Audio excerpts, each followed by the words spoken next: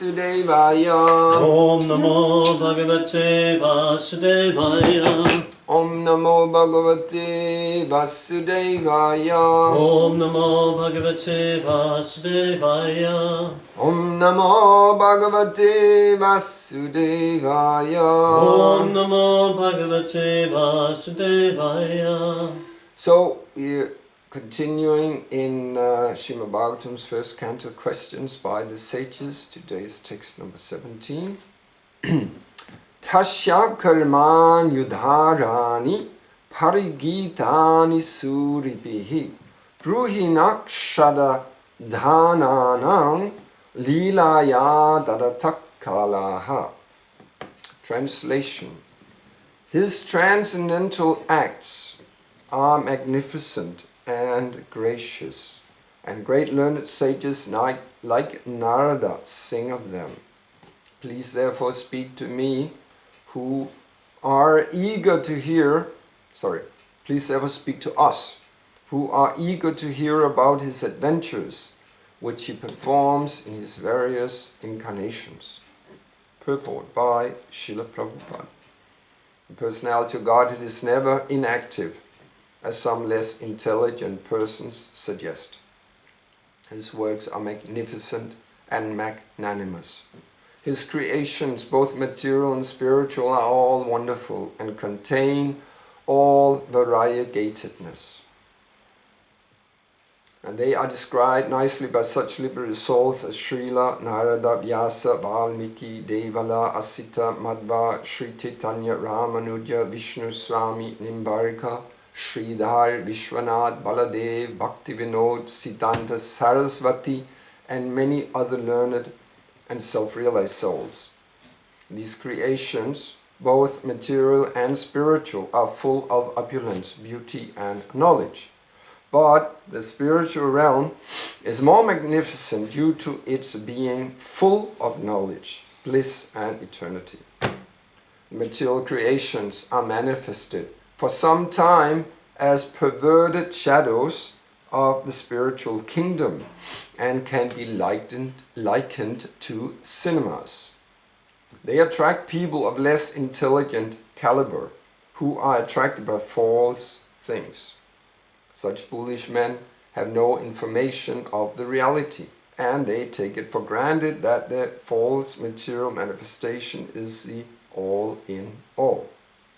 But more intelligent men, guided by sages like Vyasa and Narada, know that the eternal kingdom of God is more delightful, larger, and eternally full of bliss and knowledge. Those who are not conversant with the activities of the Lord and his transcendental realm are sometimes favored by the Lord in his adventures as incarnations, wherein he displays the eternal bliss of his association in the transcendental realm. By such activities, he attracts the conditioned souls of the material world. Some of these conditioned souls are engaged in the false enjoyment of material senses, and others are simply negating their real life in the spiritual world. These less intelligent persons are known as karmis or fruitive workers, and the others are known as jnanis or dry mental speculators. But above these two classes of men is the transcendentalist known as sattvata or the devotee, who is neither busy with rampant material activity nor with material speculation. He is engaged in the positive service of the Lord, and thereby he derives the highest spiritual benefit unknown to the karmis and jnanis. As the supreme controller of both the material and spiritual worlds, the Lord has different incarnations of unlimited categories. Incarnations like Brahma, Rudra, Manu, Prithu, Vyasa, and so on are his material qualitative incarnations. But his incarnations like Ram, Narasingha, Varaha, Vamana, and so on are his transcendental incarnations. Lord Sri Krishna is the fountainhead of all incarnations, and he is therefore the cause of all causes. Tasya kalman yudarani parigitani suribihi bruhina shadadhananam lilaya dadatakalaha. His transcendental acts are magnificent and gracious, and great learned sages like Narada sing of them. Please therefore speak to us who are eager to hear about his adventures, which he performs in his various incarnations. Om Agyanati Miranda Shak Yanam Jana Shalakaya Chakshur Unmilitam Yena Tasmai Shri Gurave Namaha. Vanshi Krishna Chaitanya Nityanando Sahuritao Govdatai Pushpavantam Chitrao Shando Tanu Tamonudao. So sages are continuing with their wonderful questions to Srila Sudha Goswami and Srila Prabhupada here in the purport. It's a bit longer than the later ones we heard, and Prabhupada has so many different points in this purport, and so when you have so many different points, you kind of have to, unfortunately, omit some of them and focus on others. This is what we generally do, because if you kind of want to cover all the points, you need much more time, and we don't have that. So you always have to kind of select some of the points. So Srila Prabhupada in his purport, he speaks of both the material and spiritual worlds and how Krishna is the origin of both, and how both worlds are actually wonderful. In this material world is also wonderful in many ways. There are many glorious and wonderful creations in this material world. The unfortunate thing, of course, is that we, in this age of Kali, we're expert in destroying and spoiling everything, polluting everything, and disturbing material creation by exploiting her for minerals, metals, for all kinds of resources. So we destroy very rapidly with all kind of crazy creations, inventions, weapons, and whatever, I know. But the world in itself, even this material world, is actually quite wondrous because it's Krishna's creation. Of course, in the spiritual world, it's unlimitedly more wonderful. Nature is amazing, all the different things, whatever it is, the buildings, whatever, it's so more wonderful than whatever we see in this material world. So we know that Krishna is the origin of both worlds, stated in the Bhagavad Gita 10.8, Aham sarvasya prabhavo mata sarvam pravartate iti matva bhajanti imam bhuta bhava samanvita. Krishna states, I'm the source of all spiritual and material worlds. Everything emanates from me. So there's nothing in existence that doesn't have its origin in Krishna. Krishna is the cause of all causes. Sarva karana karanam. Nothing exists without being connected with Krishna. Only in our ignorance do we see things separate from Krishna. But actually it's not separate from Krishna. Krishna has so many energies, both material and spiritual energies. Like, to simplify things, we say he has his material energy, the external energy, he has his internal energy, his spiritual energy, and he has a marginal energy. But this is kind of just a very gross categorization, very simple. But within those different, there are so many different kinds of energies.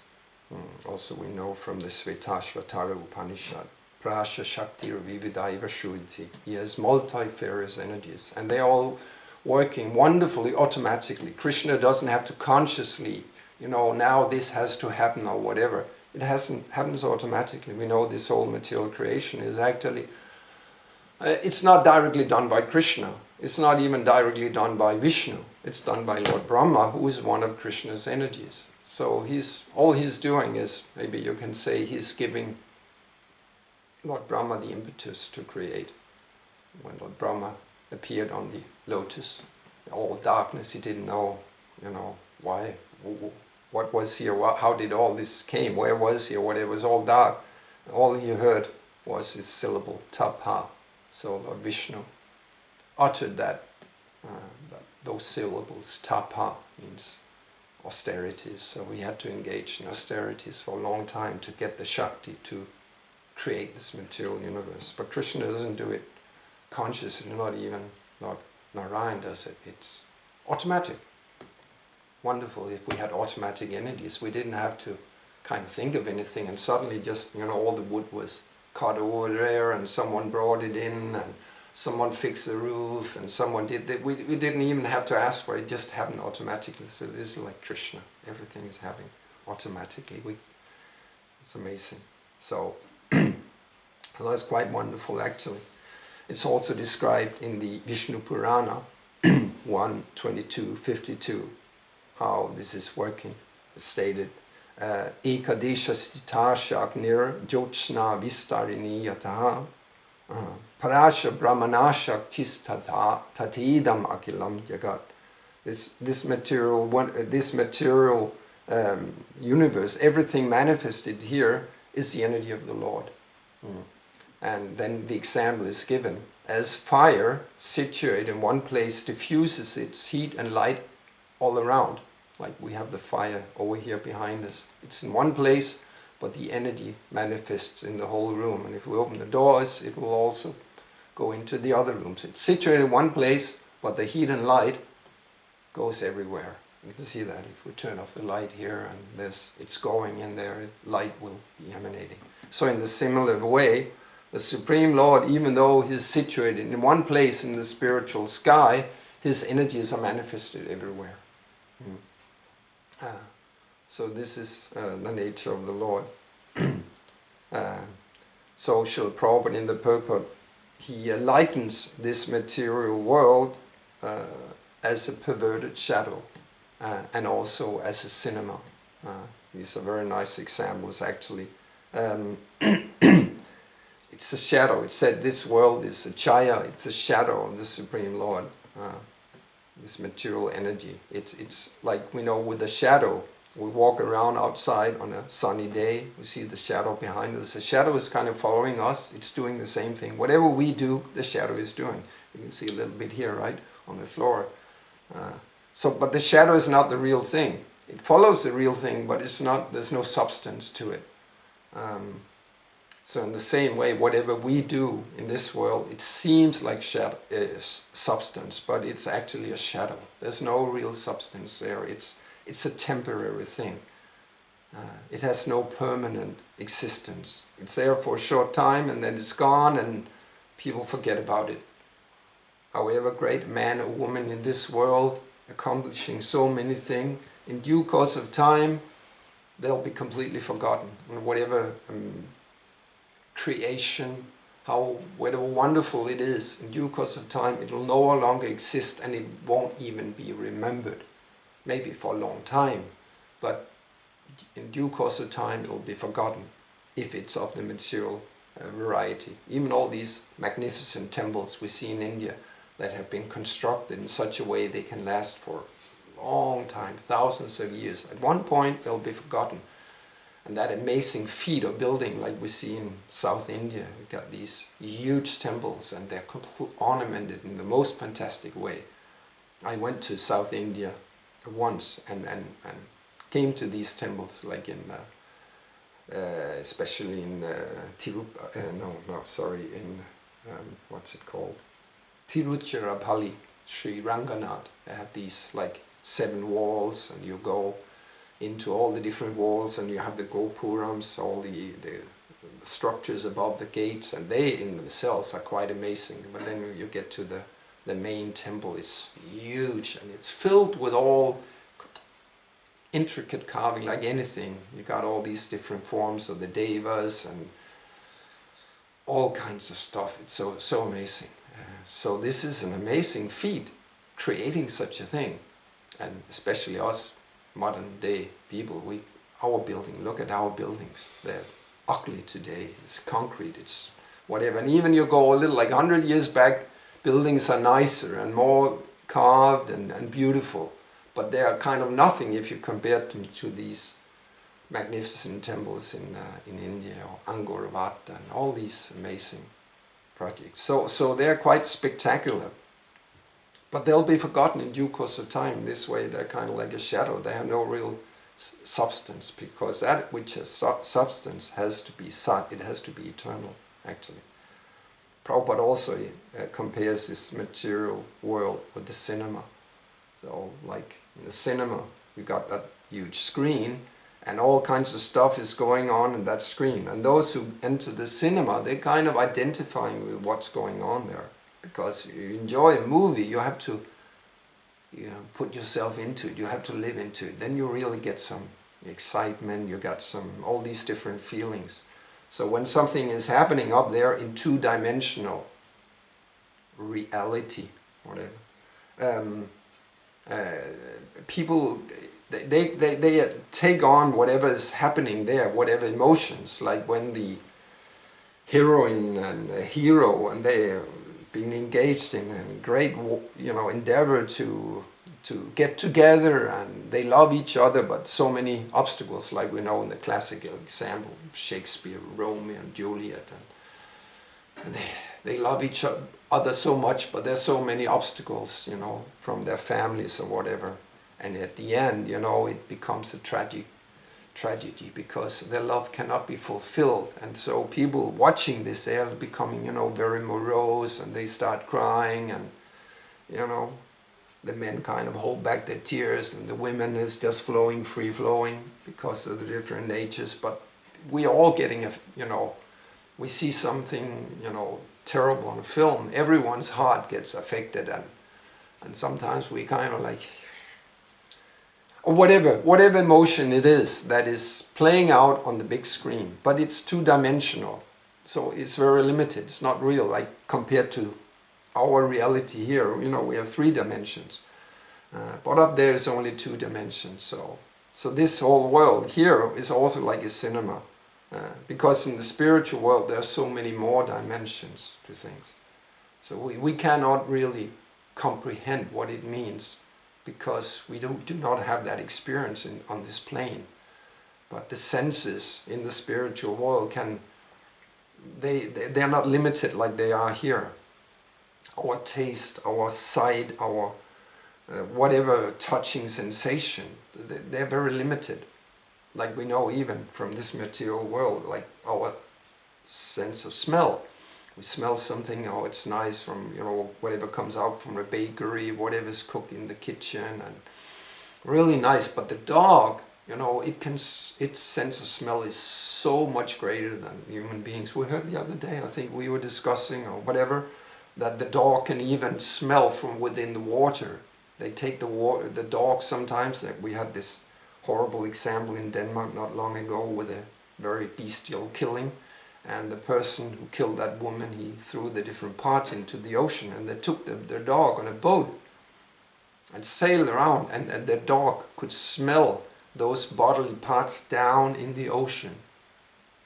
So you can smell through water, a lot of water, and we know classically the dog, they get a little piece of cloth and they go into the forest, and and then they find whatever, the body there. So it's amazing that sense of smell the dog has, and like different animals have different, senses, much stronger than the human being. Like the eagles, they can fly kilometers up in the sky and they can spot a small mouse on the ground. And what can we do? We can hardly see, 100 meters down the road, and then it kind of gets blurry or whatever. So different animals have so much stronger senses than human beings. And today, in this crazy modern day Kali Yuga, degraded age, people are so infatuated from so many sources, but with gross sense gratification, also like sex life, and people are trying to enjoy it as much as possible, but they're very limited. But the pigeon, sex, I don't know how many times a day, just no problem. Or the rabbit or whatever, they do it, no problem. But the human being is like so limited, and the man is so drained from energy if he engages in that, because semen is a very powerful substance. If you waste it, you get all your energies get depleted, and if they engage a lot in that activity, in later age, the men will become, they'll get this Alzheimer's and different kinds of diseases. And I've seen that practically in my life someone close to me like that. They get very weak like that. So, but the pigeons and the rabbits, no problem. They don't get affected like that because the body is made for it. So in the spiritual world, the senses of the liberated souls are so many more times powerful than what we experience. And we have to kind of attain that platform to experience it. But of course we can get a taste and some kind of understanding by hearing from the Shastra. So the spiritual realm is unlimited, it's magnanimous, like stated here, magnificent and magnanimous. And those who are intelligent, they want to get that experience, transcend this material world, because in this material world we know Dukkali Amashasvatam, it's like stated, it's temporary and it's full of misery. Even though we don't like to think of it like that, but so much misery is there in this material world. So, so we attached to this material energy because we are covered by the illusory potency, and because of our desires within the heart that we've been cultivating since time immemorial, since anadi, since without any beginning. We are conditioned in this world, it's stated anadi, there's no beginning to it. So that attachment to the material energy and enjoying the body and the senses is so deep. But that attachment binds us, stated also in the third canto of Srimad Bhagavatam, Prasangam Ajaram Bhasham Atmana Kavayo Viduhu Saeva Sadushu Krito Mokshadvaram Apavritam. That in attachment to that which is material is a cause of the greatest bondage.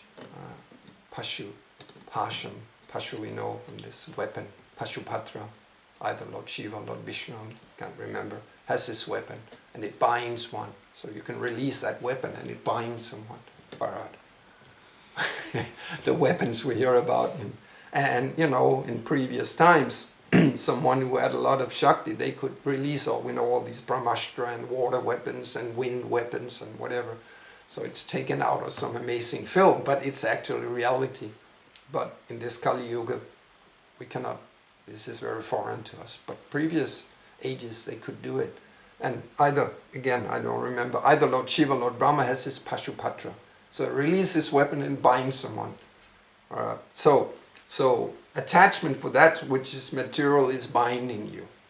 And we don't like to be bound because it risks, we want freedom.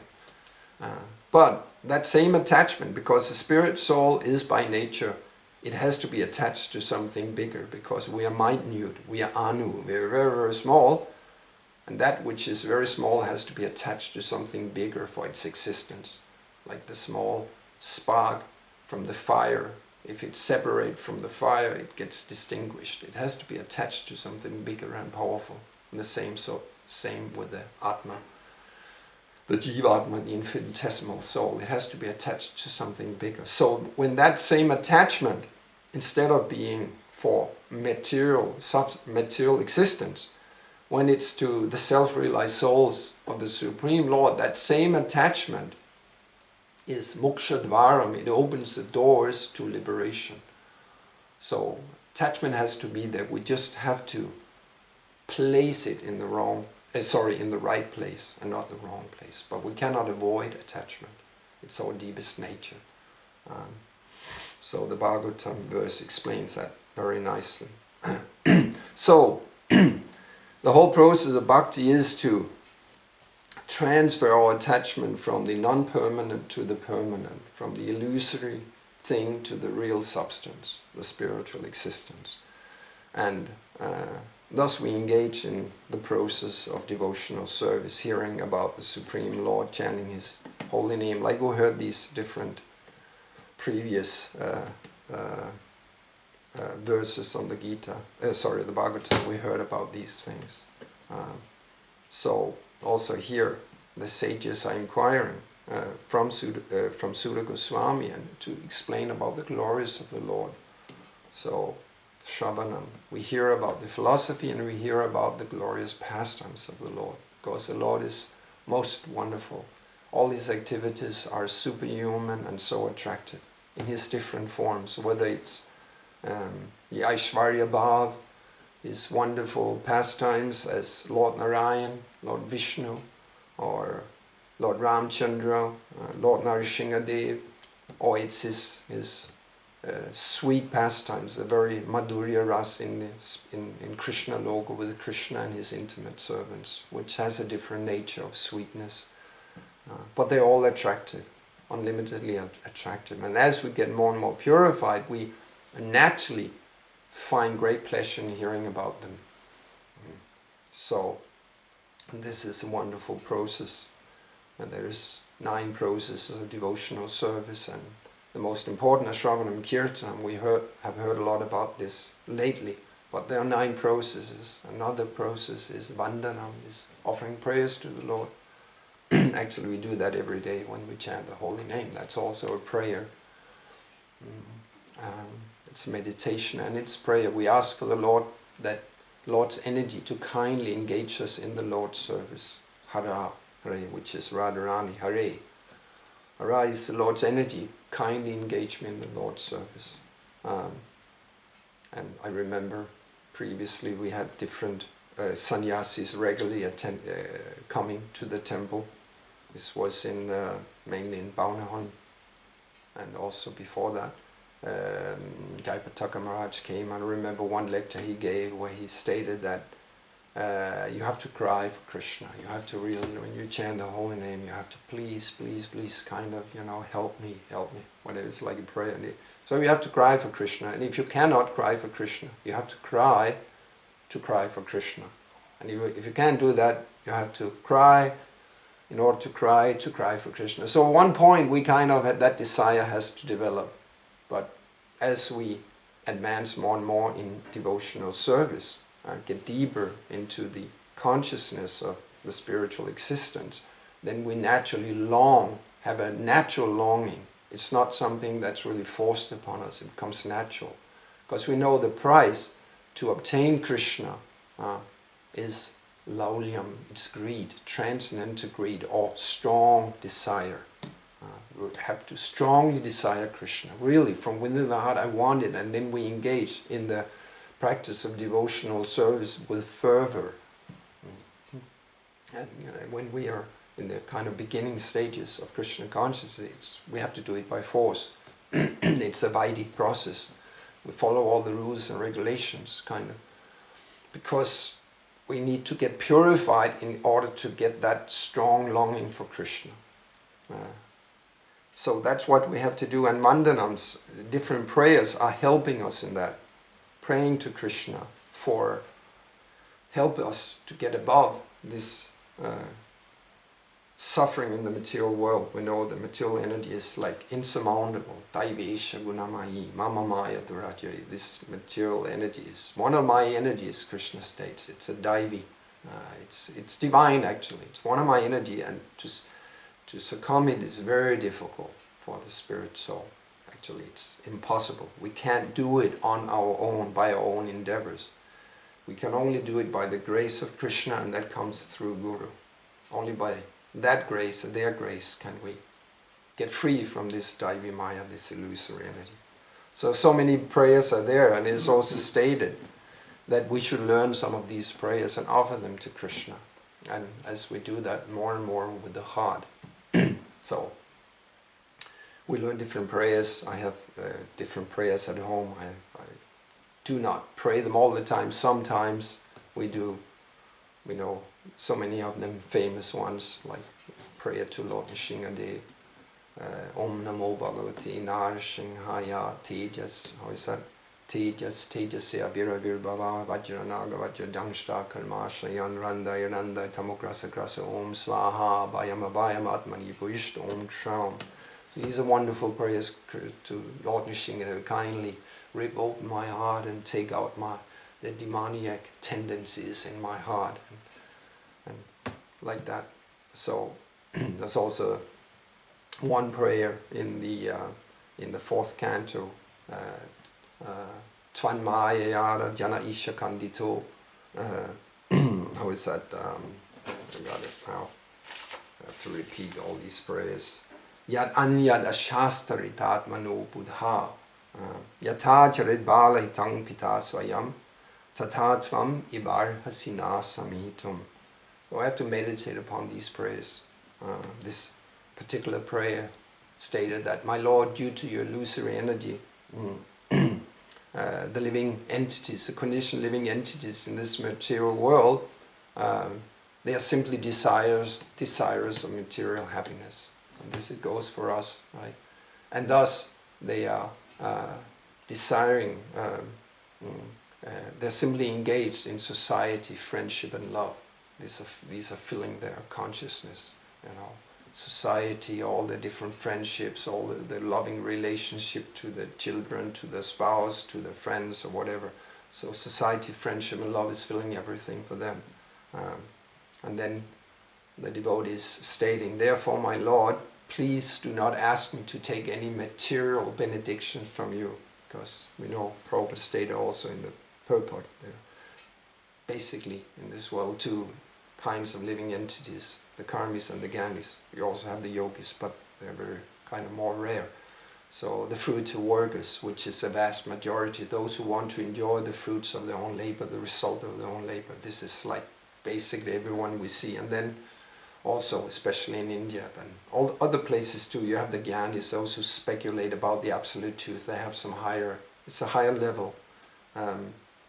So you have those, but most are simply wanting to enjoy the result of their activities. So the devotee is praying, please do not ask me to take any of these material benediction from you, of beauty, of strength, of wealth, of prosperity, of graduating in my whatever, education. Don't ask me to take any of these material benediction, but as a kind father who is not waiting for the demands of the son, simply bestows whatever the son needs. So in a similar way, kindly bestow upon me whatever you think best for me.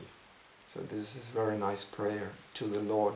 So we can meditate, we can learn these different prayers we find in the Shastras, filled with these prayers. And we can learn them by heart and pray. And more as we pray, it should be done with a, with a heart. As we get purified. In the beginning it may be kind of artificial, but as we advance in spiritual life, the heart gets into it. And when you offer prayers with the heart and you really feel it, then there's so much, there's potency and also a nectar in offering these prayers. So in the beginning everything is kind of artificial. That's a Vaidhi process. It's artificial, like most people don't like to get up 4 o'clock in the morning and take a shower, especially when it's cold outside and everything. They like to lie in the bed and the wind is blowing like this morning and the rain is coming down, and then it's really nice lying in the bed and I can sleep for more hours. But most people have to get up because they have to go to work. And for the devotees, they have to get up 4 o'clock because they have to go and attend Mangalarti. And in the beginning that's kind of austerity. They don't want to do it, and a cold shower, take warm shower, but then we end up with a cold shower because it's very healthy for the circulation, blood circulation, and it wakes you up. And especially now, the water is very cold, very nice, but we do it still. Every morning you just turn it on, it's cold, but still nice, and then you dry yourself. So these are small austerities, actually. Getting up in the morning early and, all these things. Follow the 4 regulatory principles. And in the beginning it's difficult, we have to force ourselves, but as we get more and more purified, it becomes natural. It's not like now, it's so wonderful attending Mangalarti, actually. It's so pleasurable, but that's takes some time, but then you're looking forward to it, actually. We have whatever 6 or 8 hours sleep depending upon who we are, and then we get up and then we have like a small party every morning. It's not a party like in this world, but it's joyful, chanting, glorifying Srila Prabhupada, glorifying Lord Chaitanya and Krishna. It's pleasurable. So that will come, that pleasure will come when we get purified. But in the beginning, it's like jaundice. The example is given, jaundice, like you're sick with jaundice, affected strongly, and the remedy is sugarcane. Right? But when you have jaundice, sugar cane tastes bitter. It doesn't taste nice. Normally sugar cane is very sweet. It's very wonderful. But when jaundice tastes bitter. So in the same way, we, because we're conditioned, we are sick in a sick situation. So the process of devotional service, worshiping Krishna, engaging in different activities, in the beginning, it's like sugar cane is bitter.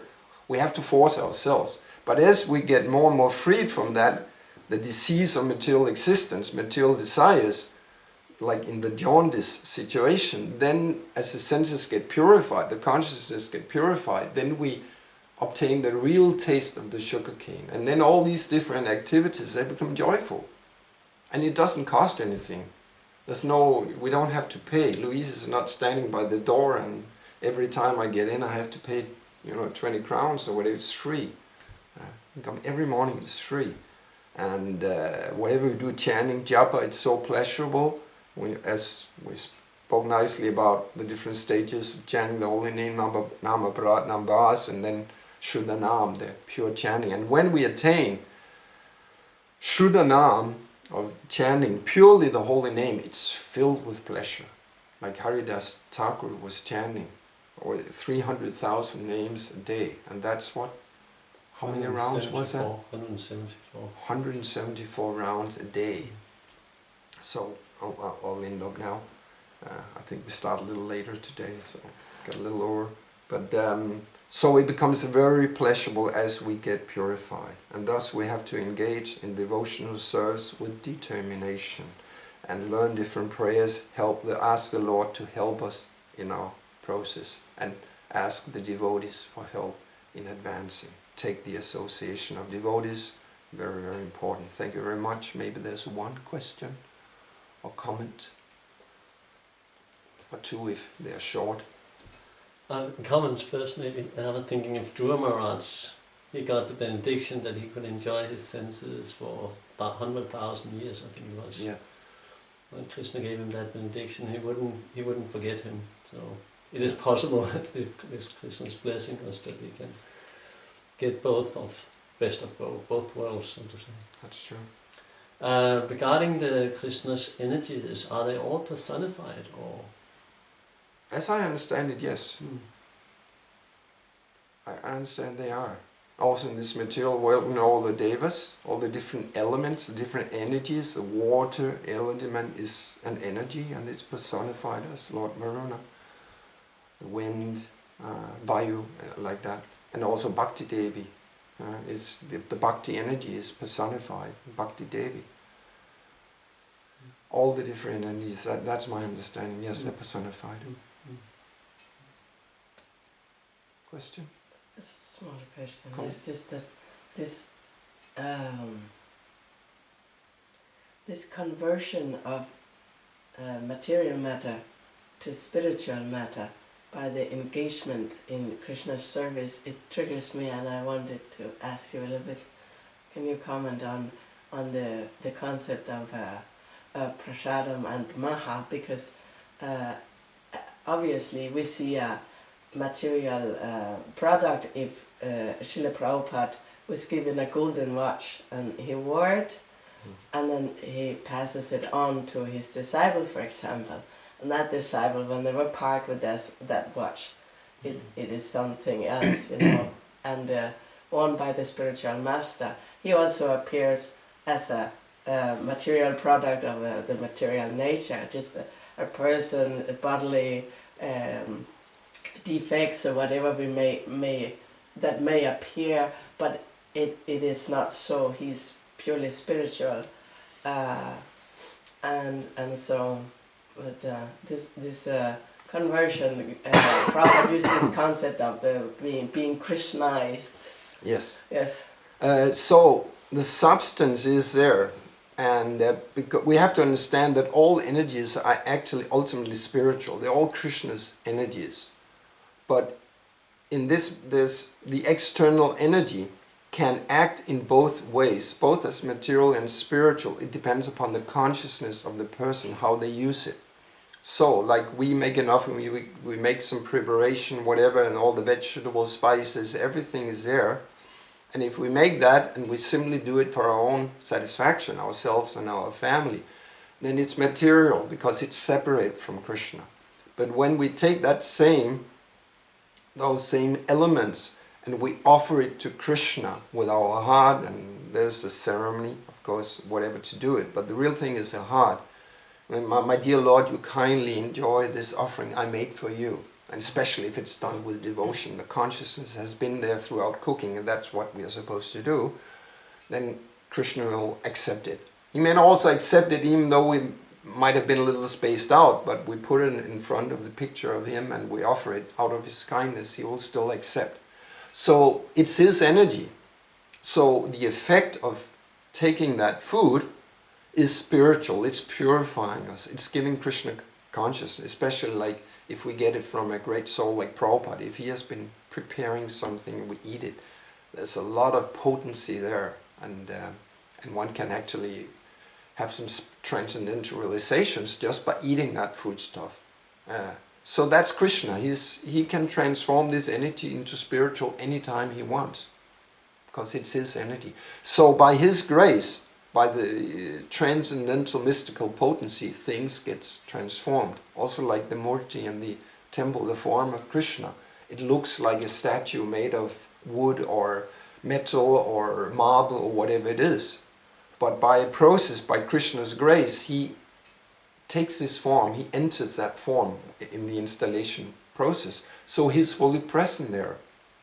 But depending upon our consciousness, someone walking in from the street and seeing that deity of Krishna, he sees, oh, this is a form, oh, they dressed it very nicely, they made a turban and flowers and all, but it's a statue. He doesn't see Krishna. But someone who has the right consciousness, who has devotion to Krishna, when he sees the deities, he sees Krishna, and he gets all affected with different emotions, especially like Vrindavan. When we go to Vrindavan, those most beautiful deities in Krishna Balaram Mandir, when you come there after a long time and you see them, you just feel Krishna's presence and you just become very emotional, and a tear may come or whatever. It's very intense.